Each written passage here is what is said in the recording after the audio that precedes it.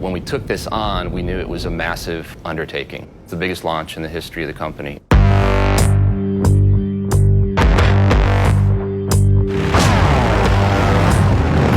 One of the primary ethoses that we follow is form follows function, but both report to emotion. You have to really look at every element of the motorcycle and execute it in a way that speaks to our ethos, which is authenticity, 115 years now of legacy.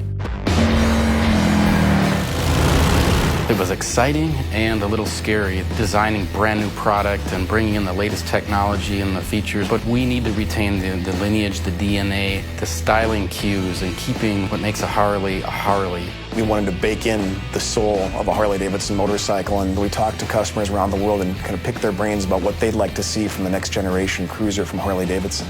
They want tradition, but they also want technology. They wanted to experience the best of both worlds, and that's what these motorcycles deliver.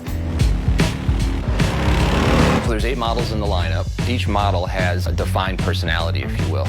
It's about fit and it's about attitude, and they each have their own unique feel, and it will be different for each customer. They'll find the bike that they'll fall in love with. These are game-changing motorcycles. Everything about these motorcycles is an improvement over what our current bikes are. People's minds are blown.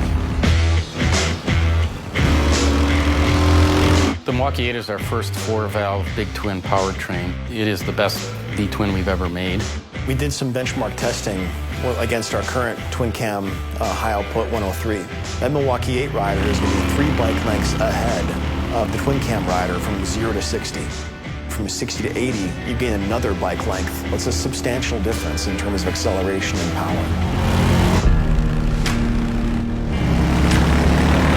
So let's talk about the Softail frame. Our very first motorcycles were rigid, so the rear wheel was actually rigidly mounted to the frame. They had a really beautiful aesthetic. There's a line that goes from the front of the motorcycle all the way to the rear axle. With the Softail, we're trying to emulate that whole aesthetic. We're trying to make the motorcycle look like it's a rigid, but it actually does function amazingly well because there is suspension that's tucked under there now.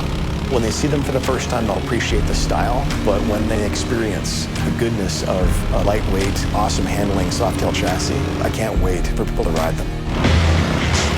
One of the things we've achieved, I think, is a perfect balance of the best of Softails and the best of Dynas. That classic hardtail look, that hidden suspension, right? But we've also brought in the best handling. We've married the look and the performance into one architecture that will serve all the customer needs.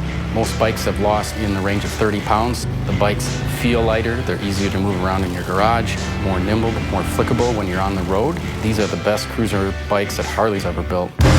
It's amazing, absolutely amazing, the work that's been done and what we've achieved, because the bikes are beautiful, they're executed just in such a premium way. And then they just ride. They ride amazingly well.